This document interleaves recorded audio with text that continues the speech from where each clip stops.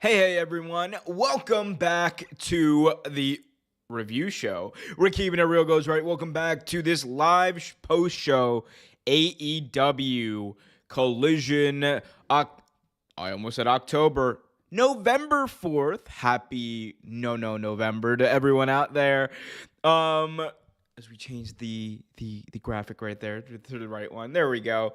Jake the Snake Roberts returned tonight on Collision. We had MJF cutting an insane promo, a promo we haven't really seen out of MJF in a couple of months. The anger and veracity and the seriousness of this. We'll talk about that. We're going to be talking about some changes that were made to the show that I personally really liked. The return, finally, of the pre-show kind of hype interviews. I love that. So much more to talk about here.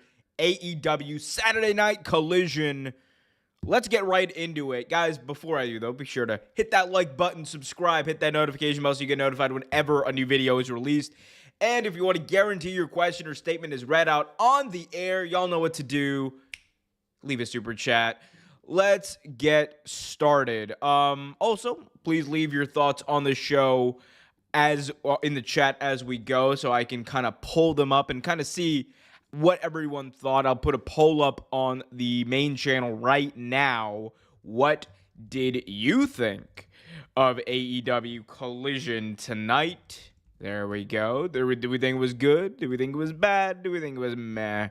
Let me know over there on the main community tab. All right, so AEW Collision opened up with their pre-show kind of hype interviews, promos, the things that weren't really on TV in over the past few weeks. AEW, it just seemed like after Punk had left, right, or after Punk had been fired from the company, we hadn't really seen these pre-show interview segments that I personally really liked. I thought they made AEW Collision stand out from Dynamite, and they gave me kind of something to look forward to because it's a different presentation, or it at least feels or felt like a different presentation.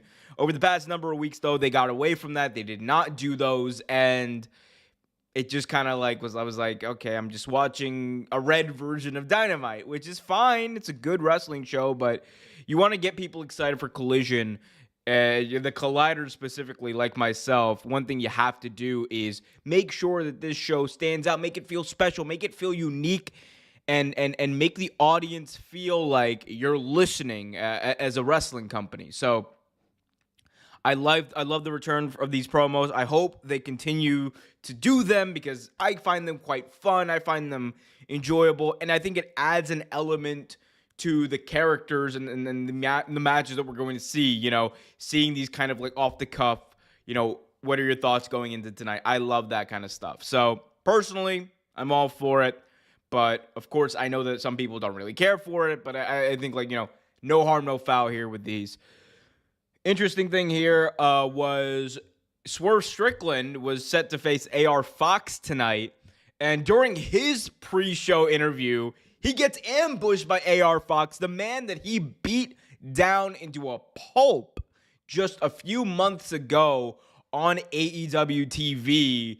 This was leading up to All In after it was kind of revealed that, you know, maybe AR Fox can't go to England for whatever reasons. And they had to make that last-minute switch where it became Christian Cage added to the mix over AR Fox. And AR Fox did that weird thing where he kind of went back to being Darby Allin's friend. Very interesting turn of events there, obviously. But one thing's for sure, it's that, you know, like I like the fact that they went back to this. They didn't just ignore, you know, AR Fox probably has a bit of a gripe with Swerve Strickland, and I think it's understandable that he would have that. I think it's understandable that Swerve Strickland also himself may have unfinished business with AR Fox because he feels like AR Fox to an extent kind of betrayed him. So I like the fact that they had this match. AR Fox ambushes Swerve. They fight down to the ring. AR Fox does an amazing 450 during this match. And I thought, man, God, this was like 2.999 ad infinitum, to quote Excalibur. I thought that, I thought it was over because I was like, oh my God, he just hit it and the referee's hand is coming down for 3. Of course, that did not happen. Swerve did end up picking up the victory here over AR Fox as expected. Post-match, you had the entire Mogul Embassy, Sans, Brian Cage, kind of circling around AR Fox like shark, circling their prey until he was saved by FTR, who came down to the ring, attacked the Mogul Embassy, and then as the numbers game kind of got to them, out came LFI Roosh, and of course Preston Vance made their way down to the ring. Main event of this show was FTR teaming with Roosh and Preston Vance to take on Ricky Starks, Big Bill, and the AEW, or 2/3 of the AEW Trios Tag Team Champions in Mogul Embassy. So it was kind of building, and I like this. It was kind of building towards that main event, which, one of the things that I really liked about AEW back in the day, and when we talk about AEW back in the day, we mean AEW 2019, 2020, it was like you had arcs, right? You had story arcs that would obviously go through pay-per-views and build up to those big matches and moments. But even throughout the nights of Dynamite, throughout the night, you would have an arc building up throughout the night, leading to the main event, leading to a match, leading to a big segment. And, a lot of Dynamite, as of recently, and we could say probably the past 2-3 years, probably 3 years, or 2 years now, 2.5, has been just, it's kind of been just like, oh, we have this great match, and we have this great match, and we have this great match, and we have this great match, and we have this great match, and that's all fine, great, and well, and I love it. At the same time, we got to get to a certain point where we're not just having great matches, we're having not just great moments, but we're telling great stories. Not to say that AEW has not told great stories in the past 2 years, but I feel like the storytelling has diminished significantly since 2020. And I think AEW recently has been relying a lot more on, the more sports entertaining tropes and gags, which I find fun sometimes, but it's not what AEW is. And it's not what it was intended to be. When AEW launched, it was launched under the tagline, a new league. And when you start a new league, you have to stand out. You have to be different. Not that AEW and WWE are the same show. They're not. But I think AEW and Tranquilo Club did a great video on this. You can go over to my Twitter. I posted it just not a while ago. But he did a great video on this, and he discussed the identity issue that AEW has at length. It was like a 15-minute video, and I agree with a lot of it. And again, it hits to something that I've always kind of said, I've said over the past few years, and that being that it just kind of feels like AEW has not turned into WWE, but they've definitely taken a lot of inspiration from WWE in the way that they present their TV, in the way that they produce storylines and segments specifically. And not all of it is for the good. Obviously, high production value is a great thing. You want to have high production value. You want to make the show look good. You want to make the show light up. That's all great. You want the cameramen to be better at their job and capture these big moments. I am all for that. But it just feels like, and I've gotten the sense from watching TV that, they use a lot of the similar camera angles that WWE use. Not that, I'm not talking about just the hard cam and all that kind of stuff. Of course, you're going to do that. It's wrestling. But, the camera cut specifically are something that I've noticed a lot more over the past 2 years. One of the big jokes and one of the big things that annoyed the shit out of me with WWE was the fact that they would just have camera cuts, something like 20 camera cuts in a span of 5 minutes. Insane. Absolutely insane. And you would get dizzy watching the show. Now, AEW isn't there yet, but The camera cuts have gotten a lot, and like they miss these great moments. They miss the impact of these moves. Like when Kenny Omega hits a V trigger, the camera doesn't need to change. Just let me watch that man drive his knee into someone's head. It's very simple, you know. When someone does like a diving move, you don't need to do a camera cut unless you don't have the angle. If you don't have the angle, like that's fine, but there's no need to. Just show me the impact. And I feel like that. I feel like the reliance on comedy, like MJF, right? When they were building up MJF versus Adam Cole, baby, going into Allin, I thought it was one of the best stories that AEW has ever told. And part of that was comedy. Part of that was a reliance on the hilarity of these two interacting.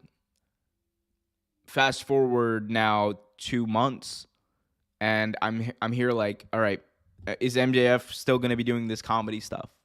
Like, not that he can't be funny. Part of MJF's appeal is that he's a bit silly. And I'm willing to admit that, and I enjoy it. Like I said, like he's got this. Let me be clear, because I know there's been a lot of talk about Ric Flair. I made a video about his signing in AEW on WrestleVibes, youtube.com/WrestleVibes. Go check that out. But MJF in the ring, just strictly like from his like from the way that he carries himself to the like kind of comedic touch that he has to some of his stuff, he does remind you a lot of like 1980s, 1990s Ric Flair in the ring, not out of the ring. No. He's not an asshole like Rick, but he does kind of remind you of that, and I think it's a good it's a good thing. It's a good thing because he's a bit silly. He's a bit of a silly guy, and it's fine. But I think they've over relied on that.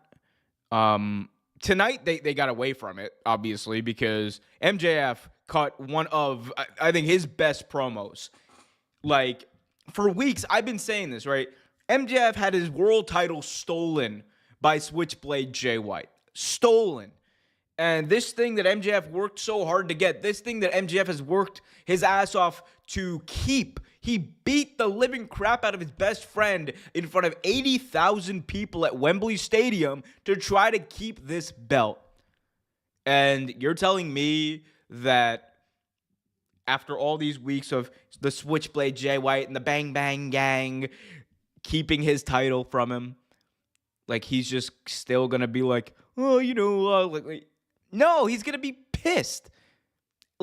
He doesn't need a reason to be any more of a reason to be pissed at the Bang Bang Gang other than this. They stole his world title, his baby, the Triple B, outside of Adam Cole. The only thing that he has in his life, well, outside of Adam Cole, his cat, and now his wonderful partner, Mazel Tov to him. It's just, it's absolutely like insane that like we've gotten to the point, and like he hasn't like fully addressed it. Like been like, you know what? At Full Gear, I'm getting my title back. And done it in this way, this visceral of a way. I love this. Absolutely love this. Go watch this promo if you haven't. Like it is just, it's MJF at his best. AEW did the thing where they cut out him saying dipshit. I believe the word was dipshit, because apparently cursing is a no-no now on AEW TV. Which I'm like, it's whatever, but I'm also like, come on. If there's one thing you're not going to believe out, it's MJF saying dipshit. But yeah, I thought that this promo has done more to build this match than almost anything they've put on TV leading up to this. Outside of the original promo that they had right after Wrestle Dream, this promo did the most in building up MJF and Jay White and their match at Full Gear, which I hope maybe to be attending. We'll see. We'll see what AEW says about that. In that, if I get accepted for a press pass. What do we got here? We got this was also followed up by a promo by the Switchblade Jay White, where in the background you just hear Juice Robinson being like, J-Pin, MJF, J. It was almost like God, what was her name?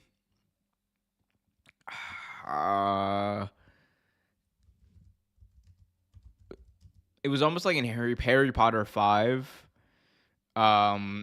when Sirius Black died, when Bellatrix was skipping around being like, I killed Sirius Black. I killed Sirius Black. That's what it reminded me of. Maybe I'm just a Potter nerd. By the way, screw J.K. Rowling. But yeah, no, I big fan of that. But the promo was fine. By the way, so far we got, what did you think of Collision up on the channel? We have 44% of people think it's good, 22% think it's bad, and 33% think meh. Only 27 votes. Have your voice heard there. Put your thoughts of that in the comments section as well. We got 28 votes, and good is down to 43. Well. Yeah. Anyway, so fine promo. I'm way more excited about this match now than I think I was going into tonight, which is a good thing. That's definitely a great takeaway from tonight's episode of Collision. So, moving on, we have to talk about my guy, Jake the Snake Roberts. Jumping a little bit out of order here, but it's fine. So Jake the Snake Roberts, of course, also made an appearance in that pre-show or that pre-intro promo package, whatever. What are we calling that? Like I'm just gonna call it the Saturday Night the Saturday Night's main event thing. I'm gonna call it the Saturday Night's main event intro, because that's the only thing that it reminds me of. It's those old school Saturday Night's main events intros, which were really awesome and I thought added a lot to the show.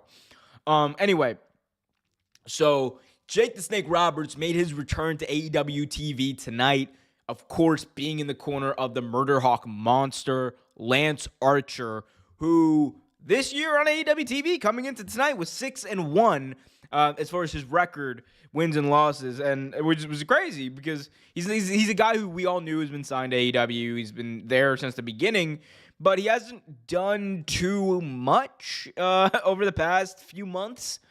Like he's had some great matches. Like the last time that I believe I remember him even doing something like relatively important was when he'd had that Hangman Page feud, which was like when Hangman Page was the world champion.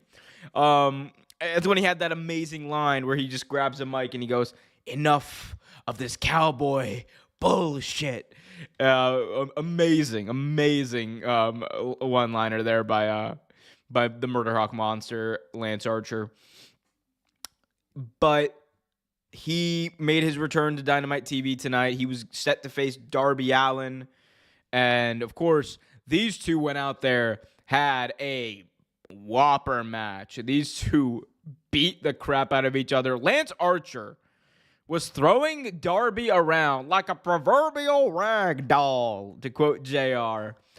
And I thought it was fan-frickin-tastic. Just look.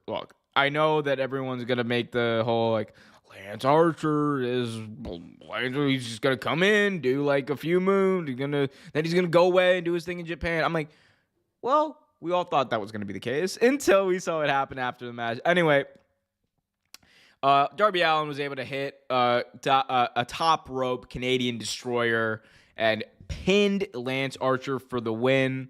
After which, Jake Roberts, who had been kicked out of the match before for trying to hit Darby Allin, inexplicably trying to hit Darby Allin with a skateboard, and yelling at Lance Archer, being like, "Why didn't you distract the ref, damn it?" Amazing.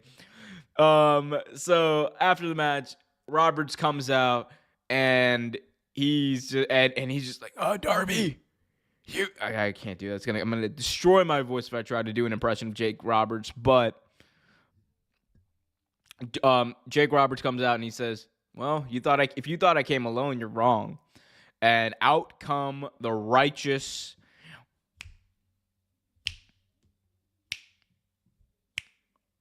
The snapping started. The Red come out. Vincent and Dutch, they are the newest signees, I guess. Whatever. Jake the Snake Roberts seems to be managing those two now. In addition to the Murder Hawk monster, Lance Archer, who dropped Darby Allin smack dab on the face after this distraction from Jake the Snake Roberts. So I'm liking this because it seems to be the case that we're gonna get Vincent, Dutch, and Lance Archer as a trios. I'm hyped. I'm with it. Let's go. And this really speaks to one thing that I think a lot of people thought who were watching Dynamite. Like, if you saw the card going into this match or this event, if you saw this card, you would have been like, it's gonna be a fine episode of Collision, I guess. Like here's the thing. A lot of great people on this card. FTR, great. Roosh, great. Ricky and Big Bill, awesome. Like there's cool people, but there's no MJF, no Kenny Omega, no Hangman Page, no, like none of that. No Hikaru Shida. It's not exactly the most star-studded, quote-unquote, affair. But if you watched the show and you stuck around, this was a great episode of Collision. Was it the best episode of Collision? No, I still believe in my heart of hearts. Best episode of Collision was back when they had FTR versus Juice and Jay White. For me, that's the best television match of the entire year. I think it's one of the best television matches of all time. But this was still a great episode of Collision, in spite of the fact they didn't have world champions on the show. So, outside of MJF's promo, you didn't have a world champion really in the arena live to be there. But this match and the main event and even Amy Sakura versus Willow Nightingale killed it. Absolutely killed it. Move now to 69 days of nice scissoring. Courtesy of the Acclaimed. The Acclaimed and Daddy Ass come out to celebrate reaching 69 days as AEW World Trios Champions. As they're 69ing. Oh, Jesus. As they're scissoring. Which, I don't know how we got here in pro wrestling. That is legitimate commentary. Could you imagine? Could you imagine? It's like, oh yeah, Turner said no to MJF saying dipshit, but nice. Anyway, let's reset here. Okay. So sorry, I just popped myself. The image. No. All right. The Acclaimed and Daddy Ass are celebrating 69 days of scissoring as AEW World Trios Champions. They have the confetti flying down, streamers. They unveil, I should say, this. I know. I'm well aware, Mike. I'm well aware. Could you imagine the FCC, the censors, if that had happened on live TV? There's 3 of them. How would they? We're not going to get into it. Anyway, they have a trophy. It has 69 on it. It was very nice, and everyone's having a great time. They get interrupted, though, by Dalton Castle and the boys, who I love the fact that Dalton Castle gets TV time. That is he is a main event act. He's a main roster act. He shouldn't be on ROH. Rampage, Dynamite. He's great. I love everything about Dalton Castle. And I love the boys too. So they come out. Castle smashes the 69 trophy. And it quickly turned into a match for the AEW World Trios Championships.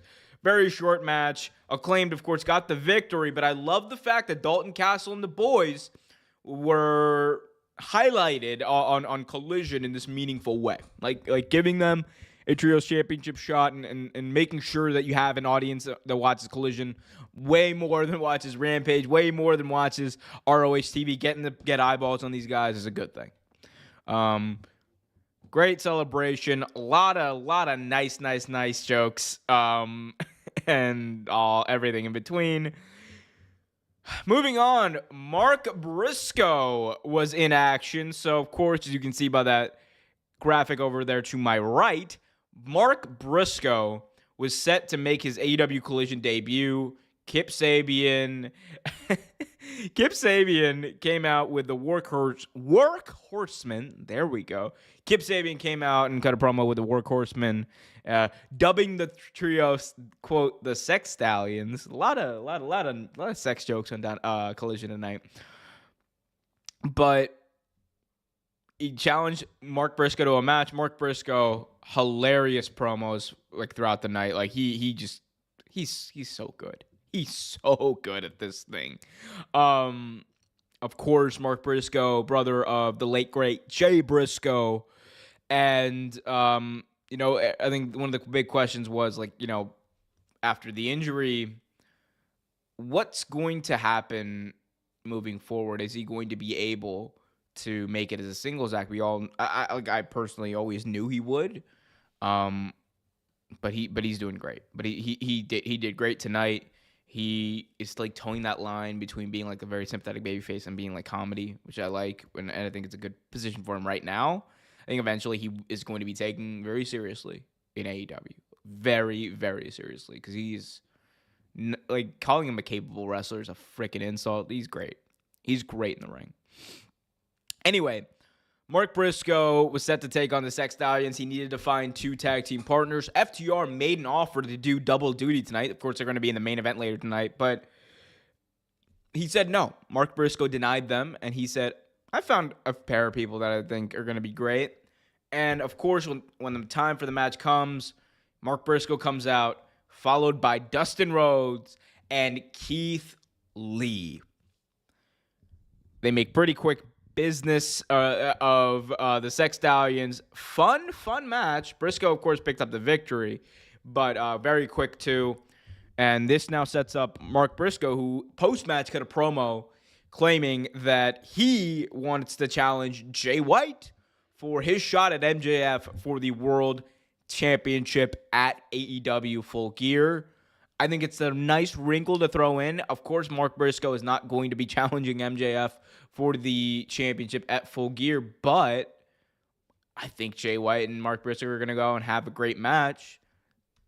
Am I going to, when match time comes and Mark Briscoe hits the Jay Driller and almost pins Jay White, am I going to think for a second they actually did it? Maybe, but that's the fun part about professional wrestling. So fun thing set up for Dynamite. Of course, there's also the announcement that MJF will be defending his AEW World Championship against Daniel Garcia.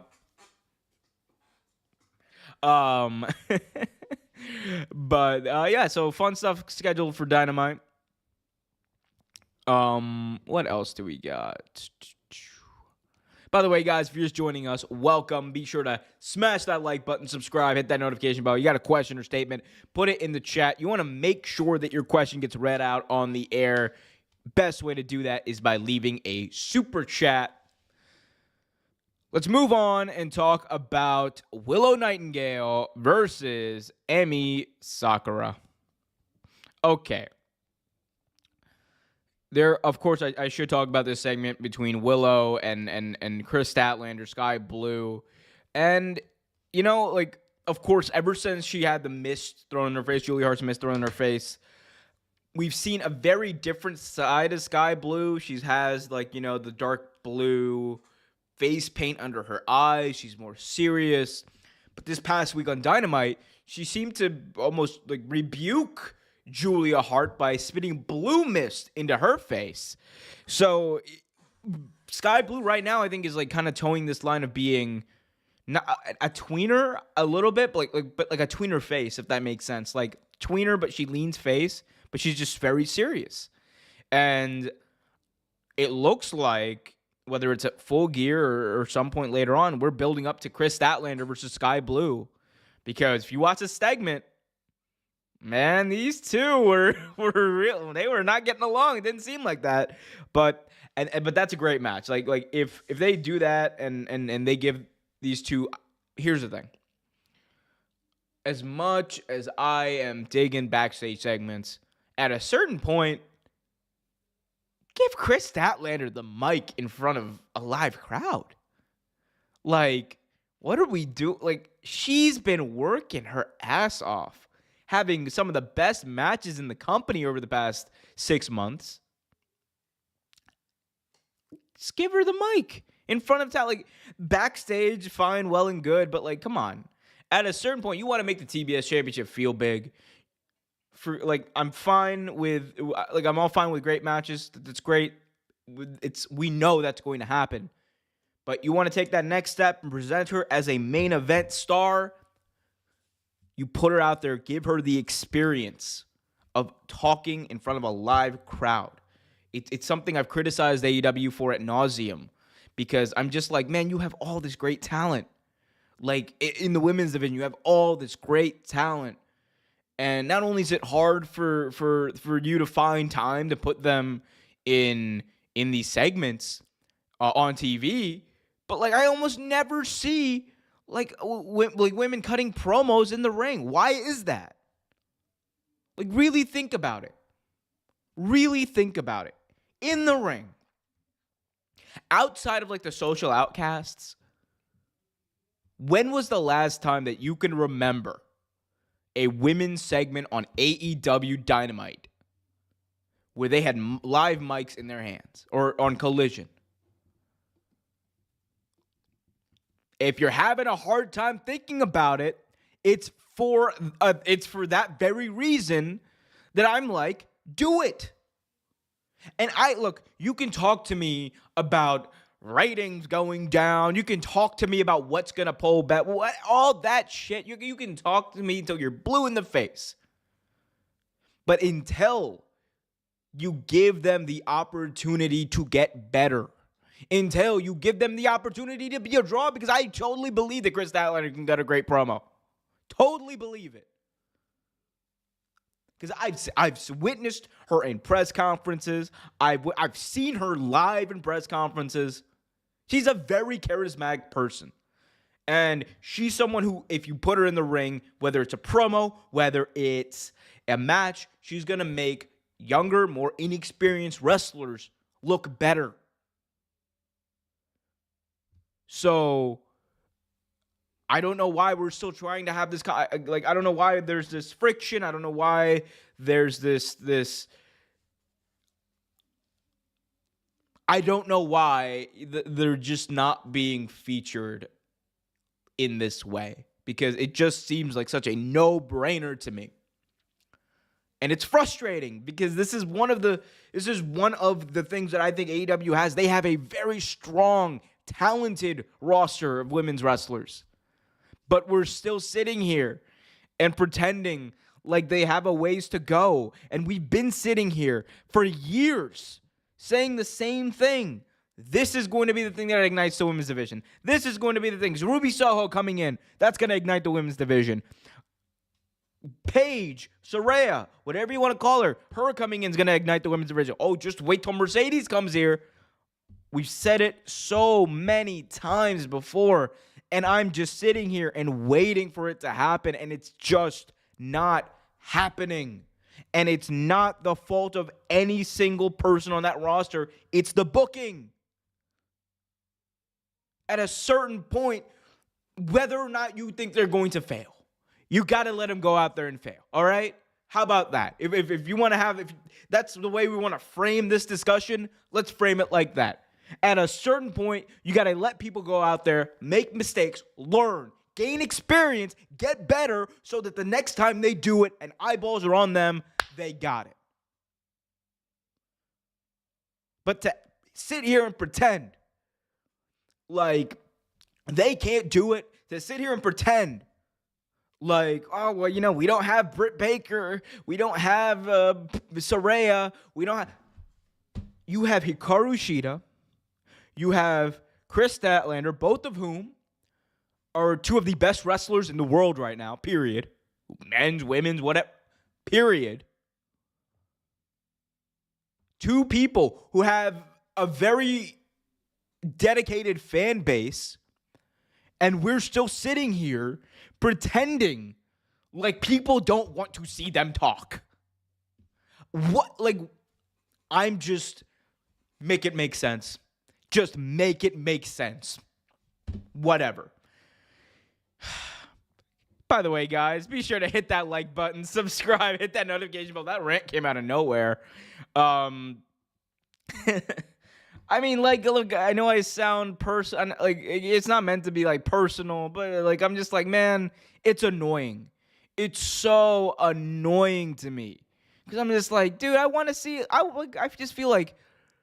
just feel like I'm not seeing the people that I want to see highlighted on TV in the way I want to, and it's frustrating. That's how it is. Because, and if it sounds like I'm passionate, I am. It's because I care about pro wrestling. I genuinely give a shit about pro wrestling. I give a shit about pro wrestlers. It's why, like big surprise, guys, I don't have a lot of free time. I work a lot. I spend a lot of time dealing with like personal, like, the fact that I've committed as much time to this channel and doing this, man, like it's not because I'm here for YouTube clout. I don't have any YouTube clout. I don't, big surprise, guys, I don't make money really off of this channel.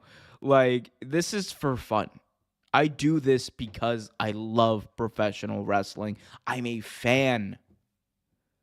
And as a fan, I just want to be allowed to be a fan and have my favorite wrestlers on TV and have them cutting promos and have them involved in storylines. That's another way to involve more women in storylines, putting them out there and making the people care about them. Getting that crowd reaction. It's not the same. A backstage promo is not the same as someone coming out in front of the crowd and cutting a promo and connecting with that live audience. Because if the live audience connects with you in that moment, then the audience at home is going to as well. Tell me when I'm telling lies. Anyway, hit that like button, subscribe, hit that notification bell. Willow Nightingale, Amy Sakura went out there and killed it. Sakura is, I think, one of AEW's most underrated talents. She killed it. She really killed it. Like, Willow is, of course, great. I think Willow, 2024 is going to be the year of Willow Nightingale. She's going to win the AEW World Championship. It is going to happen. It is, on some Thanos shit, inevitable. She's just too popular, too good, too damn good, and I want to see it happen. I want to see it happen.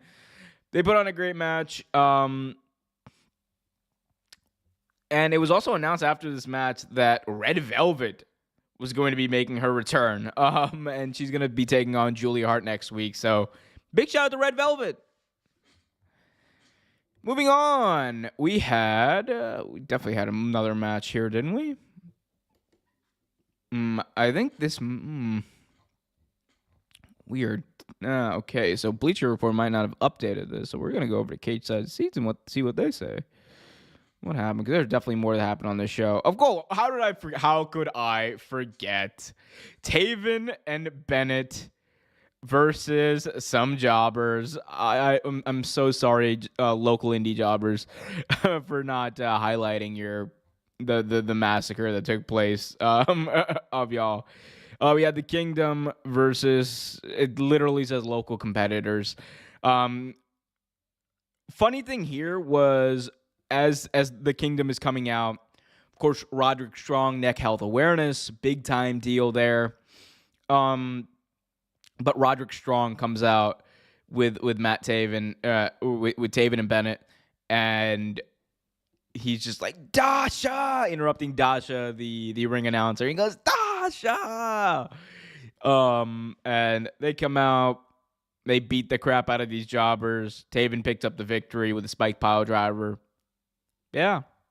It was a squash match. Highlighted them. Got them on TV.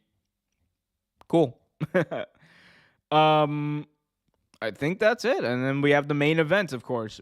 FTR and La Faction and Gobernables, Preston Vance Rouge versus Ricky Starks and Big Bill, the AEW World Tag Team Champions, and Gates of Agony from the Mogul Embassy, the ROH World Trios or six-man, whatever, champions. Nice main event. I thought it had a lot of fun energy. I thought it put forward, it obviously highlighted like some of your main guys here and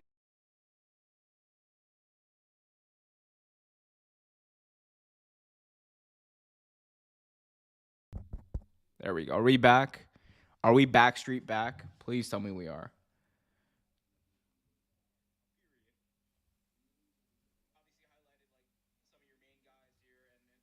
Okay, so I did cut out when I moved the mic. All right, we're gonna try to. I definitely have to. We're gonna figure this mic situation out pretty soon. Anyway, but main event time here, 8-man tag team match. Fun. Of course, there's this like running storyline throughout this match and throughout the night of LFI and FTR not getting along. They all share in a 3-letter acronym. That's probably why. But yeah, so LFI did a lot of great stuff in this match. Roosh picks up the victory, and man, did he look good. Like, people forget, Roosh was at one point like supposed to be like the future of Ring of Honor. Like his matches, like his singles run in AEW, like it's one of the most. He didn't have storylines really, like before he returned and before he like re-signed with the company.